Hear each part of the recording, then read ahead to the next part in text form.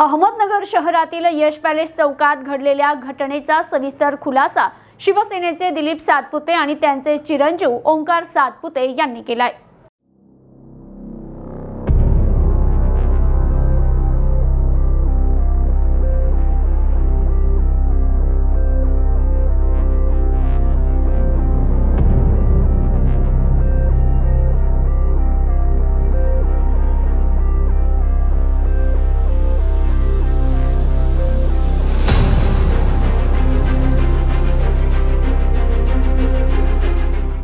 सक्कर चौकामध्ये काही गुंड प्रवृत्तीच्या कार्यकर्त्यांचे आणि माझा मुलगा ओंकार यांचे वाद झाले। त्या वादामध्ये त्या ठिकाणी CCTV फुटेज आहे।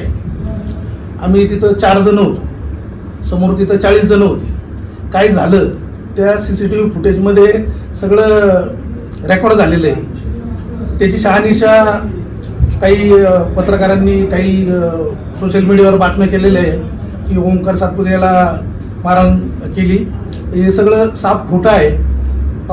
त्या ठिकाणी फुटेज SP ऑफिसला सुद्धा मिळेल आणि आमच्याकडे सुद्धा ते फुटेज आहे, आम्ही ते पण व्हायरल करणार आहे। असा कुठलाही प्रकार घडलेला नसून त्या ठिकाणी काय घडलं त्या ठिकाणी त्या प्रत्यक्षदर्शी लोकांना चांगल्या पद्धतीने माहिती आहे, त्यांनी ते पाहिलेलं आहे। त्याची माहिती सोशल मीडियावरील ज्या खोट्या अशा अफवा पसरवणारे आहेत त्यांनी घ्यावी आणि अशा खोट्या अफवा खोट्या बातम्या देऊ नये।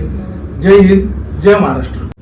आज नगर शहरात काही कामानिमित्त गेल्या असताना सगळं हॉटेल समोरून येत असताना तिथं काही गुंड प्रवृत्तीच्या नेत्याच्या कुत्र्यांकडून माझा पाठलाग करण्यात आला। त्याच्या पगारी कार्यकर्त्यांकडून त्यांनी माझा पाठलाग केला। यश पॅलेस चौकात त्या ठिकाणी 25-30 जण ते गोळा झालेली होते, माझ्या मागे येत होते। त्यावेळेस मी तिथं थांबलो आणि आमची त्या ठिकाणी बाचाबाची झाल्यानंतर काही वेगळे आता काही अफवा पसरत असतील ते मी त्या ठिकाणी आम्ही 2च जण होतो, मी आणि माझा एक मित्र 2 व्हीलरवर होता आणि आम्ही 2च जण होतो। ते 30-40 जण माझ्या मागं आले। मी तिथं एकटाच थांबलो होतो, मी आणि माझा मित्र। ते आले, अंगावर वगैरे यायला लागले।